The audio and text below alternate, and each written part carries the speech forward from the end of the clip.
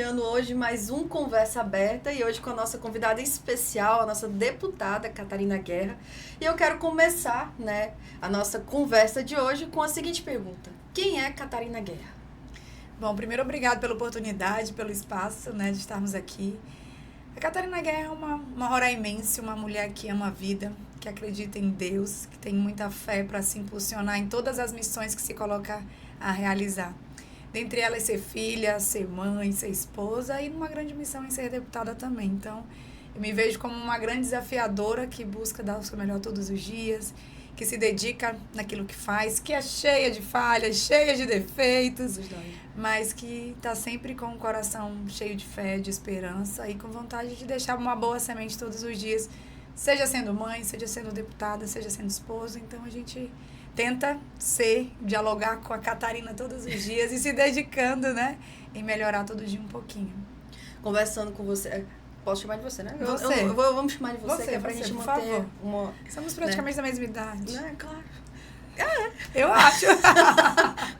Mas assim, a gente vê que você é pra cima, né? E é legal a gente ter uma pessoa assim com essa leveza dentro do nosso poder legislativo. Mas, antes da nossa conversa geral, a gente quer conhecer mais Catarina, mais a fundo. E a gente quer ir lá para o início, lá na sua infância. Como é que foi Catarina filha? Eu acho que eu fui uma filha bem obediente. E eu prego isso porque, sabe a volta do anzol, Hoje eu estou colhendo, hoje eu sou mãe. Mas eu era uma aluna estudiosa. Por questões de altura, eu tinha dificuldade na escola, porque sempre sentava no fundão, porque senão atrapalhava todo mundo para enxergar. Mas uma filha amiga, compreensiva, muito família. Eu amo minha família, amo estar com os meus, caseira.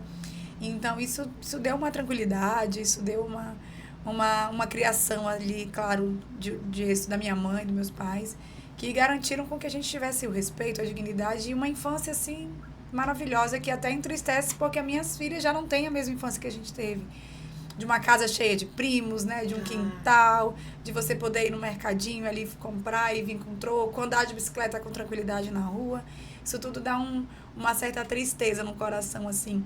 Mas a gente sempre tenta partilhar e contar essas histórias de vó, de neta, que a gente vive de fundo de quintal, embaixo de mangueira. Então, tudo isso faz parte da minha criação, da minha estruturação. E eu fui uma criança muito feliz. Ai, que coisa maravilhosa, Porque hoje realmente a gente não vê essas grandes possibilidades na criança atual. Então, é muita briga com o mundo digital, conseguir tirar uma criança de dentro de casa para ir brincar no quintal, vamos dizer assim, ou até mesmo para você brincar na rua. Brinquei muito na rua, não vou mentir, Banho de chuva? Meu Deus, era maravilhoso. Hoje, mãe, posso tomar banho de chuva? Calma, peraí, vamos ver se vai chover muito, se vai ter raio, se vai ter trovão. E não, e ela, onde na casa da minha avó, alagava, enchia, então era uma diversão lá. Ninguém queria saber se era lama, né? Não era lama, era chuva. Sim, então era uma diversão. Brincar de casinha na árvore, de um quintal. Eu tenho uma vivência de quintal mesmo, onde tinha galinha, onde tinha pé de pitomba e sobe, um cai do pé, e parecia que era distante, o fundo do quintal era longe. Então são memórias assim positivas de uma Roraima, A gente fala aí de, sei lá, 30 anos, 30 e alguns aninhos para trás. Pouca coisa. Mas uma história que vale relembrar, que é igual eu escuto a minha mãe, dá saudade, escuto a minha mãe falar como era. Ia a pé para a escola, atravessava não sei que lago, ali onde o centro era tal coisa. Então a gente vê essa percepção e a gente vive isso, Sim. Contando ali, vivendo isso com as minhas filhas diferentes. Então, e tentando buscar, acho que quando a gente vive algo bom, a gente dá essa saudade, como você falou, e a gente tenta buscar uma alternativa para estar sempre implementando. Então, é botar a menina com o pé no chão, é levar pra fazenda, é cair de cavalo, é dormir na rede, é comer farinha e assim vai. Tomar banho de garapé, que não pode faltar. Tomar banho de garapé não pode. Mas você também foi Miss. E como é que foi a sua vida sendo modelo? E foi uma experiência que marca a vida da gente. Eu tinha 18 anos quando cheguei a ser Miss Roraima, onde tive a possibilidade de representar o estado. É uma vivência única, sem dúvida, mas para mim, dentro do contexto daquilo que eu vivenciei e que vivia aqui, eu era uma aluna de medicina, imagina, na época. No ano que eu fui, tinha passado no vestibular para medicina. E hoje o meu caminho trilhou outros passos, Hoje advogada, estudante de gestão pública, mas a gente vivenciou aquilo de uma expressividade onde hoje, até hoje, as mulheres lutam por um reconhecimento, por demonstrar que não são só beleza, mas que tem uma inteligência, que tem um sentimento, onde o mundo machista dominava, onde você precisava ser rotulada e se equiparar, e hoje, a gente fala isso, acredito que foi há 25 anos atrás, 20 anos atrás que eu fui Miss, 20 anos, gente, corrigindo. Então, você vive isso, onde hoje, da mesma forma, as mulheres precisam ocupar um espaço, elas precisam ser respeitadas das opiniões, onde elas querem dizer sim, onde elas querem dizer não, onde a gente precisa dizer, eu não sou só bonita, nós não somos só um corpo, não importa o meu decote ou a altura do meu salto, nós somos mulheres, a gente tem opinião e a gente quer respeito. Então, num lapso de 20 anos, eu me vejo vivenciando numa outra postura, numa outra posição e numa outra forma de inspirar outras mulheres. Sim. E mais do que isso, de que a gente não precisa se rotular alguém. A internet prega muito isso, onde só funciona aquele tipo de pessoa, aquele tipo de cabelo, a cor daqueles olhos. Então, o Miss, ele dá essa abrangência muito grande, que talvez na imaturidade dos meus 18 anos, aquilo me assustou muito. Numa vivência onde, talvez pelo meu objetivo em uma formação acadêmica, um acalento em Roraima, São Paulo, e você fala, nossa, que mundo é esse? Então, assim, foi uma experiência de uma bagagem que marca, né, que nos orgulha, me orgulha, um marco onde o nosso estado chegou a ter, né, levar a Roraima para o top 10, ter ficado em quarto lugar. Dali eu tive a possibilidade de ir para um outro país representando o Miss Brasil, levando o nome não só do meu estado, mas do nosso país. Então, gera uma bagagem, não dá pra gente pular. Claro. Essa página é uma história positiva e que serve hoje de exemplo para que a gente demonstre que outras mulheres que queiram, que acreditem, que elas se inspirem e acreditem acima de tudo nelas e que não precisem se rotular a um corpo, a um padrão, a uma exigência apenas por um concurso ou por uma modalidade ou por uma forma de vida para querer se equiparar com alguém. Eu acho que da história Catarina Guerra, que passa essa página de Miss Roraima em 2004, com muito orgulho, fica esse aprendizado, esse reconhecimento, essa valorização, assim, de a gente se aceitar e entender as nossas qualidades e defeitos também. Aí você fala sobre a questão do preconceito, né, que se vive, até porque eu lembro que isso bem mais atrás, só que ainda hoje ainda é possível. A mulher inteligente, a mulher bonita, ela não pode ser inteligente. Não pode. Né? E coincidentemente, a pergunta que veio para mim após o sorteio, ela falava mais ou menos sobre isso, entendeu? O porquê, né? O porquê, se a gente podia ser inteligente, né? Tipo, como assim? Por que não pode, né? E aí a gente tem, dentre outras qualidades, e a gente vivencia isso hoje. Umas com mais habilidades, outras com outros dons, mas somos únicas e cada uma no seu potencial. Então, a beleza não diminui ou a inteligência também não diminui uma outra pessoa. Então, esse é um preconceito que a gente vivencia e a gente precisa estar atento a isso para que não faça com crianças, como Sim. a gente tem às vezes um comparativo, Muito. Onde você tem às vezes uma comorbidade, você precisa reconhecer e às vezes muitas delas te dão um grande potencial para uma área e naturalmente às vezes te diminui para uma outra habilidade. Então são situações de respeito, de igualdade, de que a gente precisa estar sempre buscando o limite, né? É porque no fim das contas a gente não é bom em tudo, né? Não é. A gente vai ser bom em uma coisa, mas não vai ser bom em outra. E eu acho que ainda bem, porque vamos combinar, se a gente fosse bom em tudo, a gente que é mulher já faz um monte de coisa. Pô, se a gente fosse isso, não dava. A gente ia pegar o próximo desafio, a gente ia pegar a próxima qualidade.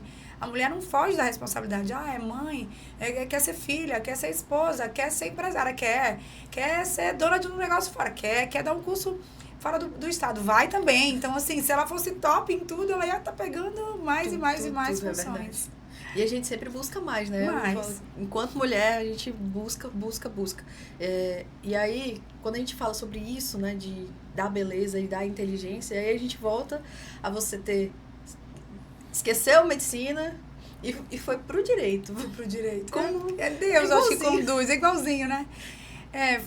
Enfim, tinha experiência, tinha essa vontade. Foi por conta do concurso, que eu precisei, por conta de você ter ficado em quarto lugar, você precisava assinar um termo de compromisso.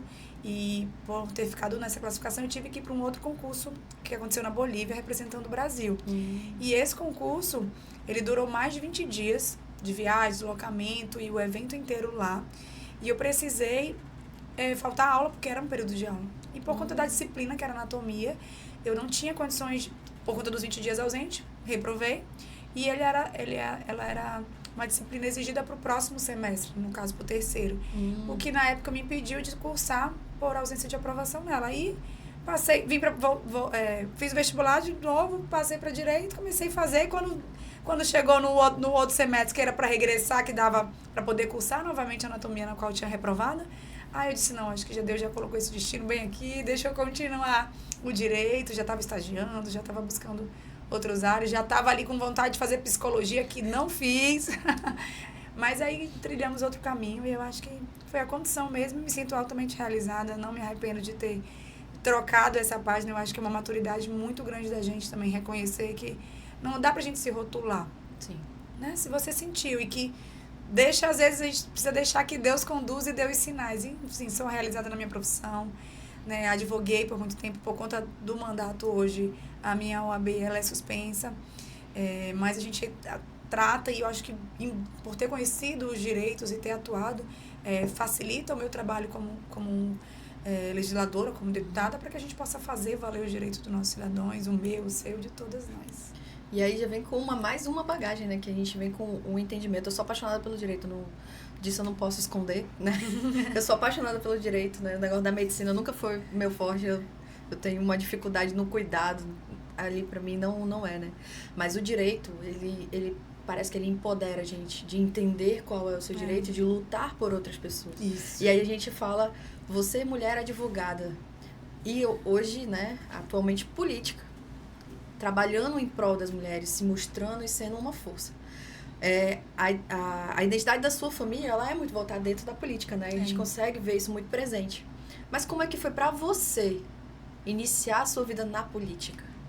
Largar a advocacia e se tornar uma política. A gente, como você falou, e vem de uma mulher, vem da minha avó, vem da mãe do meu pai, que foi a primeira vereadora, né? A primeira pessoa a exercer um cargo público dentro da minha casa. Tive um tio que foi vereador, a gente fala isso do município de Caracaraí. Minha tia foi prefeita daquele município. Meu pai teve aí 7 mandatos de deputados estaduais. Eu digo que eu tô no 9º, porque eu dei continuidade a um trabalho dele. Então, assim, que me orgulha, é uma possibilidade de ter herdado vivo uma herança. Eu falo isso, mas eu herdei uma bagagem, um trabalho, uma doação. E busquei, dentro das falhas e dos acertos dele, me dedicar ao longo desses meus 2 mandatos. Foi uma decisão fácil, porque acalentava o nosso coração, acalentou o meu coração. Era como se eu pegasse um livro que ainda não tivesse terminado e deixasse ele fechado. A gente precisa dar uma continuidade de páginas. Não é que precisa buscar um fim, mas acredito que o meu trabalho, a continuidade daquilo que eu herdei, ela tem muito ainda, e o nosso objetivo é escrever muitas e muitas páginas ainda daqui para frente. Então, foi fazendo com o coração, foi se dedicando, foi dialogando dentro de casa. Meu marido, meu parceiro, sem dúvida, foi o maior incentivador, e partilhando e dividindo com ele essa responsabilidade, e ele me apoiar e dizer, pode ir, eu estou aqui. Tentando mostrar para minhas filhas, e por ter tido tanto tempo meu pai ausente de casa, às vezes no aniversário dele, ou em situações por conta da correria, dos horários extensivos, da rotina que você acaba não tendo. Uma coisa é você ter uma profissão que você consegue dar um plantão de 12 horas, e você sabe que você vai ter 48 horas de folga. Na política a gente não consegue ter isso. Então, assim, mas mesmo assim, minhas filhas eram pequenas, a gente conseguiu conciliar tudo isso. Terminei o primeiro mandato com o coração, com vontade de seguir, né, decidida a ser candidata à reeleição. Tive uma grande representatividade, um aumento muito expressivo dos votos, que eu acho que foi reflexo do meu trabalho. Segui um desafio para me colocar à disposição, para servir a nossa capital, um grande passe ali de coragem, de força mesmo, e de ver-se inspirada por outras mulheres, que fui perseguida, que fui assediada, enfim, sofri diversas repressões que a política nos coloca numa posição dessa. E seguindo, e digo que isso só me encorajou. A gente, como eu disse, essas páginas desses livros da política precisam ainda ser escritas, com vontade no coração de seguir fazendo muito mais. Então, foi colocando acima de tudo, como qualquer outro desafio que eu coloque, é o coração primeiro, é deixar com que aquilo me dê tranquilidade para voltar para casa, para dormir, mas, é claro, sempre buscando um equilíbrio. Não é fácil, não tem receita. Tem horas que eu estou pendendo mais para o trabalho, e tem horas que você precisa realmente pender mais para a família. Mas se aquilo que eu consigo equilibrar e me faz bem, é aquilo que me motiva a fazer. Então, quando eu aceitei, né, vamos dizer assim, vamos lá, vou seguir, comecei em casa, era nesse intuito de que eu conseguisse me sentir bem, e me sinto, acho que uma forma que a política nos dá de autonomia e de possibilidade de transformar a vida das pessoas. Eu acho que isso que é importante.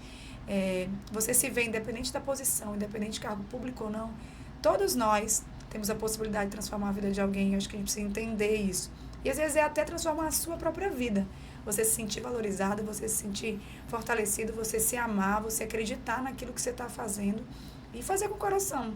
Então a gente busca esse equilíbrio e não foi fácil, não tem sido fácil, tem um aprendizado todos os dias, é claro, mas assim, no início foi sabendo que eu ia conseguir deixar que o coração da Catarina caminhasse junto com ela, então aí eu aceitava o desafio qualquer.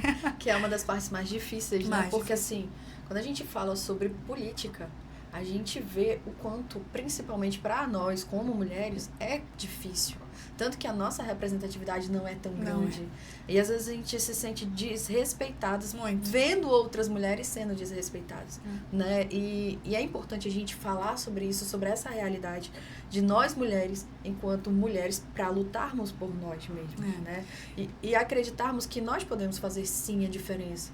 Às vezes, eu vou falar, porque o nome mais comum, às vezes a dona Mariazinha tá lá na casa dela achando que ela não tem uma possibilidade de sair, às vezes, daquela situação de violência. E é por isso que é importante a gente trabalhar e falar sobre isso e continuar falando sobre o quanto o empoderamento feminino é importante. Nós não queremos ser melhor do que ninguém. Exatamente. Nós só queremos ter respeito e podermos fazer tudo que temos vontade de fazer. Tá onde tivesse, que você tá em casa, tá em casa. Se quiser tá liderando, que esteja liderando. E sabe uma coisa que a gente vivencia, que eu vivenciei, às vezes essa discriminação vem das próprias mulheres. Isso é onde mais dói.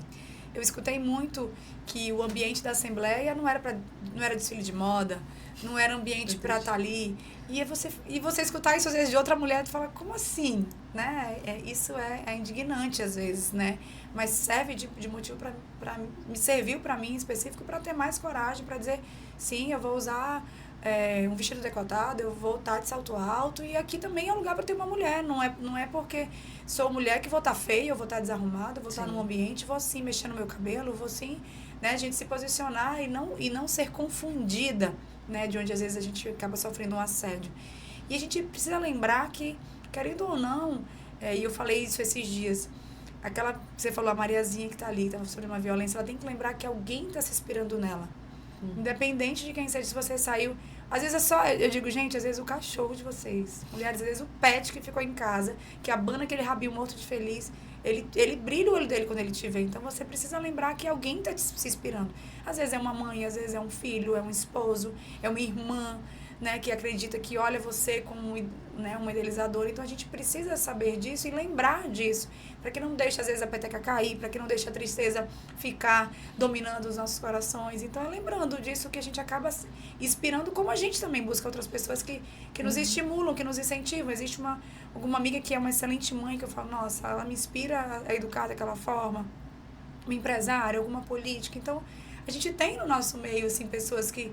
Só que a gente acaba, às vezes, não lembrando que a gente está esperando alguém. Às vezes alguém notou o nosso comportamento, às vezes alguém notou como a gente cumprimenta as pessoas e fala, nossa, se ela está fazendo isso, se ela pode, eu também posso. Se ela chegou onde chegou, será que eu também posso? Será que eu posso sonhar como ela está sonhando? Então, assim, a gente precisa lembrar disso, né? E nesse mês, nesse momento de conversa aberta que vocês estão tendo aqui, eu acho que é uma oportunidade de que as pessoas que estão nos ouvindo, nos acompanhando, nos assistindo, pensem nisso também, né? Sim. Façam essa reflexão. Quem será que você deixou pensando aí em você? Que se inspire você. Quem será que você deixou? Tem alguém. Tem alguém. E às vezes você pode ser a sua inspiração. Maior inspiração. A gente precisa se olhar, né? E falar, nossa, uau, como você foi maravilhosa hoje. Nossa, como você se saiu bem daquela situação. Isso é verdade. E aí eu pergunto pra você falou sobre como é os desafios da política, porque assim, você me disse que se desafiou, né, em colocar o seu nome no pleito para a prefeita em Boa Vista, né? E assim, realmente é algo muito difícil quando a gente fala, principalmente quando a gente entra para uma questão do executivo. Porque o executivo, ele é muito visado e parece que a culpa é toda do mundo. É sempre, né? É sempre a culpa da pessoa que está ali à frente. Às vezes a própria população, ela é negligente. E aí, mais... Né? Como é esse desafio de mulher e de ter se colocado ali à frente? Como é que foi? Foi um grande aprendizado, uma grande escola. Não me arrependo nem um dia de nenhum dos desafios que eu enfrentei ali. Até porque volta justamente naquilo que a gente falou. É garantir um direito. Eu briguei por um direito, eu briguei por um respeito, eu briguei por um espaço interno partidário. Né? Aquele reconhecimento, aquilo que você quer fazer pelos outros, eu não vivenciei. Então, essa era a vontade. E quantas vezes, quantas mulheres também estão em situações diferentes daquilo que eu vivenciei, né? Mas que também estavam sofrendo a mesma opressão, a mesma discriminação, o mesmo autoritarismo, o mesmo machismo. E a gente não, o meu silêncio seria silenciar tantas outras. Então, hoje, o reflexo não é um êxito de uma questão de urna, mas hoje eu fui impedida de exercer um direito, eu fui impedida de ser candidata, eu fui impedida de exercer o meu direito, eu fui impedida como filiada de partido. E acredito e digo para você, por ser mulher ainda mais, eu tenho certeza que a posição que eu ocupei, se tivesse sido por um homem, a postura e o alinhamento talvez tivessem sido outros, mas o impacto e a resposta e a efetividade para poder outras mulheres terem sido vistas, talvez isso não teria acontecido. Então, eu tenho certeza, pelo que eu escuto, pelo aquilo que a gente deixou pregado, das mulheres se sentirem até mesmo encorajadas. Nossa, mesmo diante de tudo, você não perdeu o sorriso, você não perdeu a vontade de fazer pela sua capital. Então, isso tudo serviu de estímulo para que a gente pudesse ter. E isso vai, às vezes, no dia a dia, vai num posicionamento mesmo, onde o mundo é machista, político, e você está, às vezes, numa conversa onde o assunto, ele nunca vem a você. Às vezes, um comentário machista, você como mulher escutar, você se sente ofendida pela outra. Com certeza. Então, há, às vezes, um posicionamento, nossa, mas era uma conversa tão besta, não. Mas vai um posicionamento de uma mão boba, vai um posicionamento de uma postura de você querer mexer no cabelo, da mulher estar insinuando, da mulher não poder ser gentil. Então, é uma contextualização, mas que a gente vai quebrando barreiras. No meu primeiro mandato, nós éramos 7 mulheres. No segundo, nós diminuímos para 5. A gente fala isso, a própria lei eleitoral, ela exige que tenha, no mínimo, 30% de vagas ocupadas pelo sexo oposto. Ela não fala que tem que ser 30% de mulheres. E a gente interpreta e a gente acredita que 70% é homens e tem que ter no mínimo 30% de mulheres. Não, a gente pode ser 70% mulheres e 30% de homens. Fala o sexo oposto. Sim. Então, isso que a gente precisa estimular. Eu acredito, eu não vejo uma mulher como minha concorrente. Pelo contrário, a gente sente essa ausência de união dentro do parlamento para ser voz, para poder dar um entendimento naquela situação onde tem uma mulher com vulnerabilidade, uma mulher com dificuldade, com uma violência financeira. A gente precisa dar autonomia e buscar formas e força de dar para aquela mulher sair daquilo. A gente fala de uma situação, de uma necessidade menstrual, de uma crise onde a gente tem adolescentes, pessoas nas suas casas que não têm dinheiro para comprar um pacote de absorvente. Sim. Mulheres menstruam todos os meses. A gente está falando de uma crise de você se deparar e dar um suporte com mulheres com menopausa. Como que você vai falar isso para um homem? Como que o homem vai defender uma bandeira dessa? Como que o homem vai ter a empatia de se colocar no lugar do outro? Então, essa sensibilidade não é que a gente seja melhor, é que existem situações que as mulheres conseguem lidar, conseguem harmonizar, conseguem dialogar de forma diferente e acabam conseguindo um êxito melhor, uma forma de solução diferenciada. Então, a ausência das mulheres nessas posições, eu sinto que é por conta disso, por ausência do cuidado que nós conseguimos ter, por ausência até mesmo da organização que muitas mulheres têm, por conta da sensibilidade, por conta da altivez que nós mulheres temos, que a gente acaba sentindo. Então, assim, eu busco estimular, incentivar que outras mulheres estejam ocupando, quero mais colegas lá, ocupando as nossas cadeiras, para que a gente possa, vamos lá, agora é a nossa vez. Você não se olhar e sentir sozinha. Poxa, nós somos 24, só temos 5. Então, a gente precisa ir vendo histórias, né, de mulheres que ocupam, sim, um cargo majoritário, que estejam nos tribunais, que estejam no executivo, que estejam onde elas possam estar. Não se sentimos diminuídas, porque eu acho que a ocupação do índice de nós, mulheres, não estamos ocupando esses topos, esses cargos, é por achar que é questão de incompetência. E aí, quando cedem, quando a gente se vê a possibilidade, a gente demonstra isso com muito êxito. Nós temos a maioria dos casos de mulheres que ocuparam esses cargos assim, tiveram um grande alcance de sucesso. Então, a gente precisa se lembrar e se inspirar nessas mulheres aí que acreditaram nesse desafio. E espero que em algum momento eu consiga ter, talvez, de repente, encorajado alguma mulher a seguir em frente aí. Né? Nós temos vários pleitos aí pela frente, né? Sim. E é importante que nós, mulheres, ocupemos posições de poder. E quando a gente fala sobre posição de poder, a gente não fala só sobre a política, né? Não. É isso que você acabou de falar. A gente falou sobre mulheres juízes, sobre mulheres advogadas, médicas, até mulheres caminhoneiras. Exatamente. Né? Hoje a gente não precisa ser só aquela pessoa que fica em casa. Não que isso seja errado, né? Mas de podermos falar, de termos voz, de termos pessoas que nos representam e que nós podemos estar lá. Exatamente. De sermos pessoas que propõem políticas públicas voltadas para mulheres, porque a gente realmente vai entender. É muito difícil poder explicar para um homem o que é uma dor de cólica, o que é se sentir, às vezes, vulnerável, porque os hormônios te deixam a flor da pele, né? Do estresse. É muito difícil a gente conseguir passar e fazer com que um homem entenda a empatia que uma mulher sente pela outra quando ela passa por uma situação dessa. E aí, quando a gente fala sobre mulheres preconceituosas, é um tabu que nós temos que trabalhar na nossa população, que realmente é muito visível. E a gente fala sobre isso de todas as formas possíveis. A gente fala sobre a questão dos abusos, fala sobre a violência, da pessoa não conseguir se livrar. Ah, não, porque tu é fraca. Porque se fosse... E a pior frase de todas é porque se fosse eu... Eu faria isso. Eu resolver o problema do outro sem saber realmente qual é a vivência daquela pessoa e a necessidade dela. E a gente tem que saber respeitar isso. E aí eu queria falar também sobre os seus projetos políticos, projetos de lei, né? Todas... eu vi que você trabalha muito em prol da mulher e eu acho isso muito importante. Eu estava, né, ali me admirando do seu Instagram e um dos projetos que me chamou muita atenção foi a questão do cuidado com as mães, né, para evitar o parto prematuro. Eu trabalho com crianças, eu sou conselheira tutelar aqui em Boa Vista. Então, assim, a gente vê que atualmente realmente é uma luta, porque tem aumentado o índice de mulheres tendo parto prematuro. O que é muito ruim, porque as crianças elas são mais vulneráveis a doenças, a uma série de situações, o cuidado é totalmente diferente. Então, assim, como é que foi idealizar esse projeto? De onde veio essa ideia, essa necessidade? Como é que foi? Para que a Catarina pudesse estar presente, né, caminhando lado a lado com a deputada, e que deixasse o coração trabalhar, eu precisava ouvir as pessoas. Então, desde o início do meu mandato, as pautas que me colocaram em situações que eu jamais imaginaria falar, foi ouvindo. Foi assim, frente a frente, qual o problema? E você se colocar, eu como deputada posso fazer alguma coisa? Eu posso ajudar? E então, esse projeto em específico, ele surgiu justamente disso. De profissionais da área que falam, nossa, por que está tendo tanto parto prematuro? O que a gente pode tentar evitar? A gente vivencia e sabe que a prevenção é o melhor remédio para muita coisa. A orientação, ela ajuda bastante, mas ela não acontece. Ela não vem. Então, se você passar essa informação, com certeza aquela mãe que está vivendo aquele momento, ela vai se atentar daquilo que pode prevenir um problema e vai garantir a saúde dela e do bebê. Então, vem de mães que sofreram. A gente tem um trabalho com a prematuridade desde o início do meu mandato, também cuidando, dando esse suporte, sempre estando presente que possível em campanhas, em conscientização.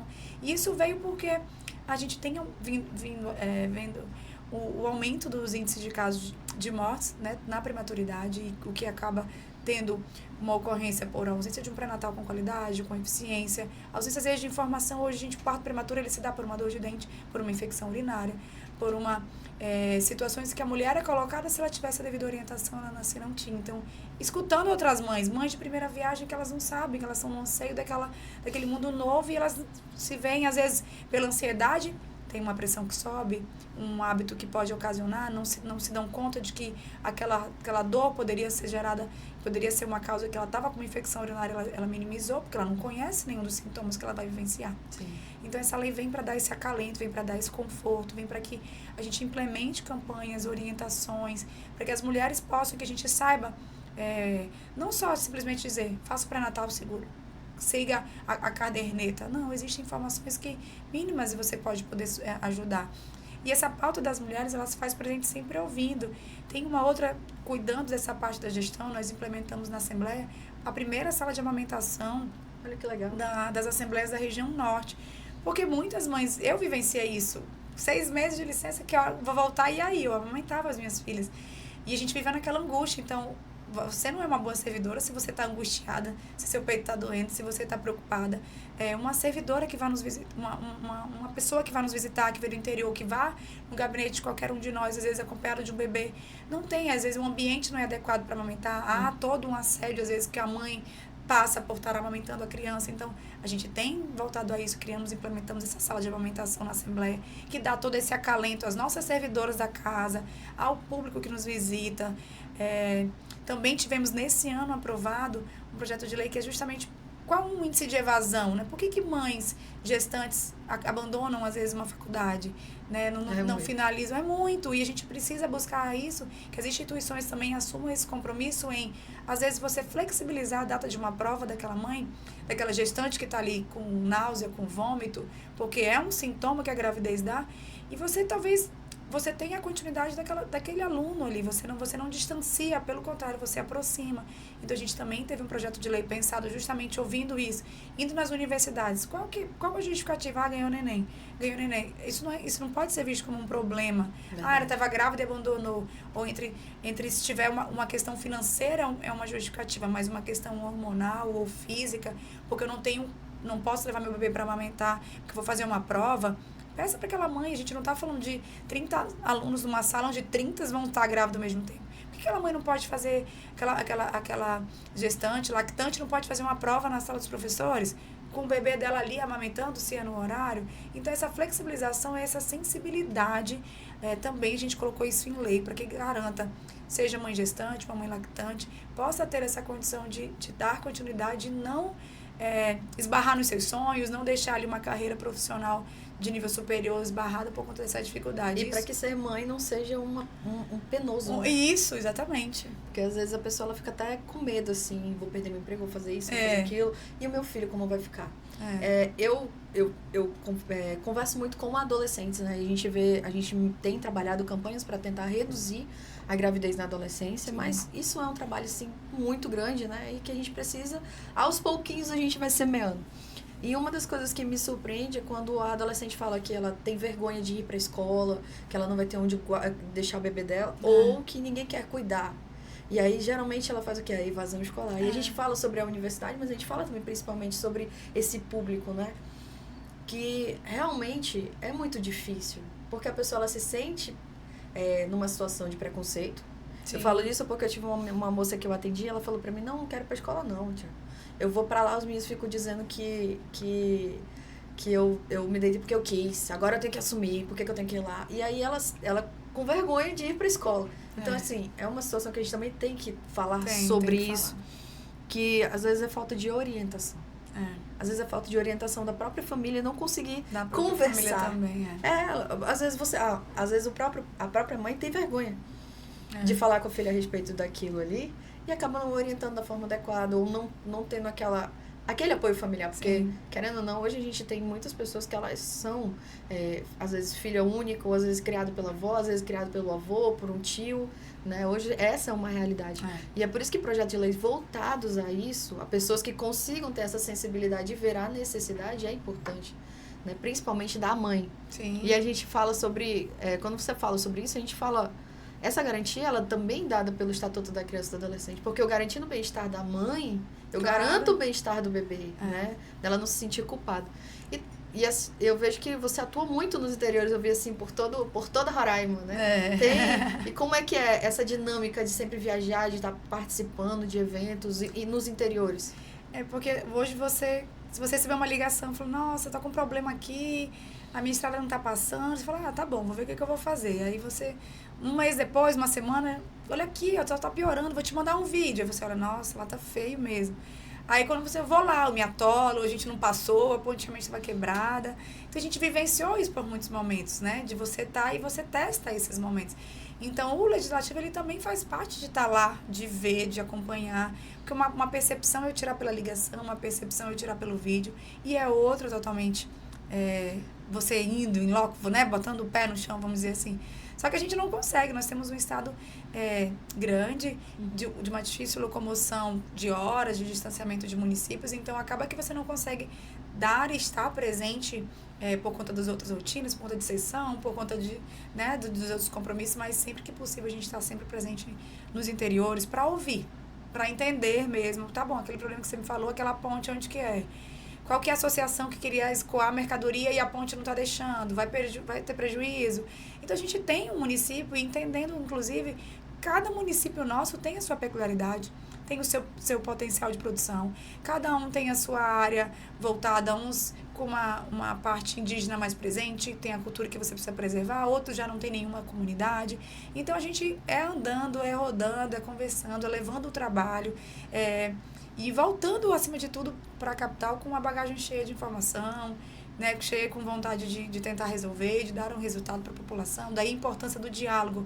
Eu digo que o legislativo, às vezes, ele exerce um papel de interlocutor, porque a gente escuta a demanda e leva para o executivo. O legislativo, nós, deputados, não podemos executar. A gente está vendo a ponte, mas eu não tenho como fazer a ponte. Então, a gente precisa dar o diálogo, a continuidade para que o executivo, que seja o responsável, faça. Então, estar presente no município é levar um pouquinho de cuidado também, é levar um pouquinho de ação, é levar aquilo que o meu gabinete faz, mas que ele pode ser feito também lá na ponta, levando um cuidado, levando essa atenção. A gente tem um programa chamado Catarina em Ação, onde a gente leva atendimento jurídico, corte de cabelo, atendimento de saúde bucal, brincadeira com as crianças, entretenimento, né? Às vezes é só um jogo de futebol, e a gente vai levando num dia de lazer, de entretenimento ali para aquela vila, para aquele município. Então a gente vai rodando e vai levando e vai colhendo, né, todas essas informações também. Inclusive essa semana eu estava no Baliza por conta do mês das mulheres, levando um momento de palestra, de orientação para a saúde das mulheres. A gente tem uma dificuldade praticamente de todos os municípios que não da capital, o acesso a perceber que você precisa ir no ginecologista, você precisa ir no dentista, você precisa sim pensar que uma vez no mês, no ano, você precisa se cuidar, né, para as mulheres. A gente tem aí cada vez mais campanhas que demonstram que quanto mais cedo você descobrir um câncer, mais chance de cura. Então, a gente precisa estimular. E falando, quebrando tabus, né? Você pegar uma pessoa de 50 anos que nunca fez um preventivo, mas não é porque nunca fez que não vai fazer. Vamos fazer. Vamos levar com parcerias, carretas para fazer mamografias, né? Então, a gente tenta tá atuando assim, não só atuando na parte da mulher também, né? Mas levando toda essa parte que envolve. Nosso estado é muito produtor, tem muitas potencialidades. Cada município tem a sua, assim. Então, é um aprendizado diário. Você tá, né? Às vezes no município de Normandia, aprendendo com a cultura, vendo ali a panela de barro. Você vai para Roranópolis, uma grande produção. Vai para o outro lado ali de Alto Alegre, você vê a soja. Você volta para Caracaraí, tem ali os citros. Então, assim, você se depara e você vive essa parte com as nossas peculiaridades e trabalhando, faz parte da função ali. E conhece a necessidade de cada um dos lugares, né? Porque, assim, como você falou, é gigante o nosso estado. Né? Apesar da gente ter 15 municípios apenas, mas, assim, em extensão de terra, nós somos enormes. E cada pessoa, às vezes, ela está dentro do mesmo município, mas são necessidades diferentes. Eu trabalhei com meu irmão muito com o projeto que nós tínhamos, né? Através de um instituto, no município do Cantá. E lá a gente conheceu, assim, realmente, levamos também esse tipo de ação para as pessoas. Então, dentro do mesmo município, a necessidade de quem estava lá no final do vicinal era totalmente diferente de quem estava aqui dentro da comunidade indígena, mais perto da cidade. Mas todo mundo tem uma necessidade, é por isso que é importante, né, estar próximo. E o legislativo, ele é um braço próximo realmente da população, e isso é muito legal. E aí, quando a gente fala sobre os nossos municípios, você falando sobre o projeto e tudo mais, eu lembrei de um que eu participei chamado Empoderamento Feminino. Aprenda, Empreenda, Empoderando Mulheres. E esse projeto era o quê? Trazer cursos de capacitação para essas mulheres aprenderem a empreender e ter a autonomia delas. E aí a gente volta àquilo que nós conversamos mais cedo sobre o empreendedorismo para as pessoas hoje. Como é que você trabalha isso nas pessoas? Eu sei que você trabalha mais colégios, traz uma série de cursos, né? Houve a necessidade não só das pessoas, mas também do mercado de trabalho. Porque às vezes a gente oferece vários cursos que não vão conseguir ser absorvidos. E a necessidade desse ouvir. Como é que tem sido desenvolver esse projeto?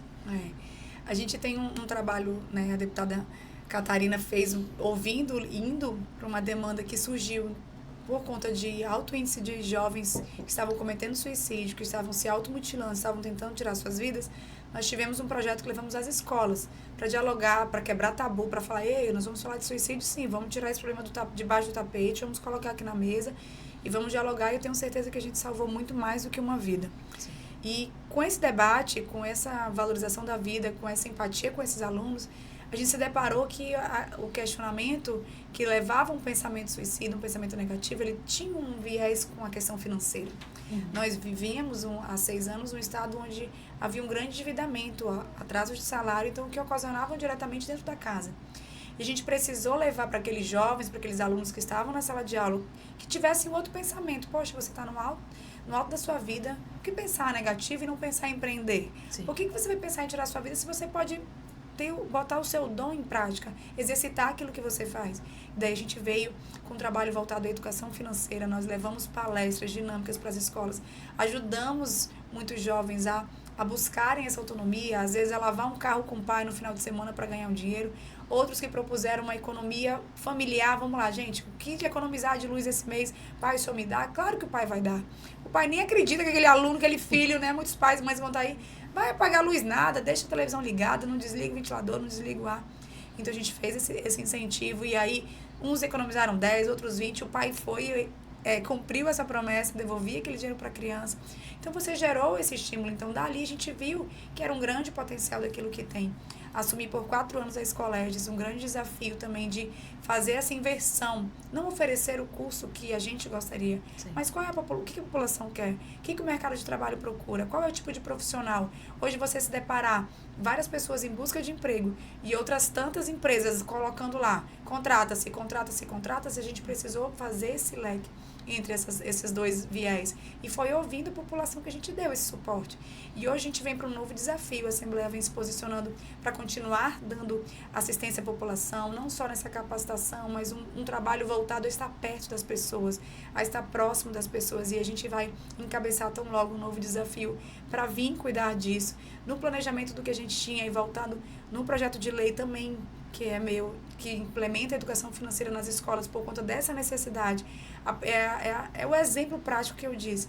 A gente foi lá nas escolas, a gente viu, fui falar de uma coisa que já desencadeou outra. A gente percebeu que se a gente não falar com os alunos, quanto mais novo a gente pautar e levar informação sobre dados, informações financeiras, nós ajudaremos aquele adulto a se tornar financeiramente saudável. Hoje a conta tira qualquer um do juízo. Você está devendo, os boletos estão chegando e você precisa. Então, muitos relatos, poxa, se eu tivesse tido essa informação antes, professores falam, poxa vida, se eu tivesse tido a oportunidade, quando eu fosse aluno, de ter essa orientação, eu me tornaria um adulto mais educado, teria aprendendo a investir melhor. Então, a gente tem esse acompanhamento. Então, dando continuidade a esse projeto de lei, que ele é desde 2020, a gente vai dar continuidade para implementar nas escolas, a estar levando essa capacitação, a estar ajudando as pessoas a buscarem sair da inadimplência, a buscarem a sair do informal, onde as pessoas têm um dom de vender. Vende, vai para a internet, vamos lá, coloca o teu produto para vender, acredita, investe. Tu sabe fazer um pão, faz um pão aí, faz 3, bota para vender. E assim a gente vai dando essa orientação. A Escolerges, ela dá essa capacitação, e a gente precisa implementar um pós também. Então, assim, o nosso público, ele é muito presente, a gente precisa e tem gerado, através da presidência do Soldado Sampaio, um trabalho onde a Assembleia tem se aproximado das pessoas, né? Onde os nossos usuários, as pessoas, elas precisam acreditar que a Assembleia pode oferecer uma aula, a Assembleia pode ser um meio de resolução de garantia de um direito, onde a Assembleia você pode fazer um questionamento, onde mulheres vítimas de violência se veem através de um projeto da Assembleia acolhidas. Então a gente tem esse trabalho pautado, e esse ano de 2025 ele vem para que eu possa dar esse suporte, para que a gente possa gerar ali aquela ideia, aquela lâmpada, estimular mulheres, jovens, a acreditarem no seu potencial, a tentarem buscar uma complementação da sua renda, ou até mesmo ser a única renda de casa. Então a gente vem para, nesse planejamento, estar trabalhando, estar voltando para essa parte, porque a gente tem acompanhado os nossos dados, os nossos números, e as pessoas precisam inovar, as pessoas precisam empreender, e a gente está lá vai estar para tentar dar esse suporte, para tentar ajudar. Porque, querendo ou não, o nosso estado, ele passou e ainda é grande parte, né, da sua vida todo mundo é aquela política do contra-cheque, né? Que é horrível, eu não vou mentir, eu sou uma pessoa que não sabe educação financeira só na misericórdia do Senhor. Aquela que o que recebe, gasta e já tá devendo pro próximo mês, mas eu tô tentando aprender. Porque é o que você falou. Se nós tivéssemos tido essa educação lá atrás, talvez hoje, grande parte da nossa população não estaria super endividada. Né?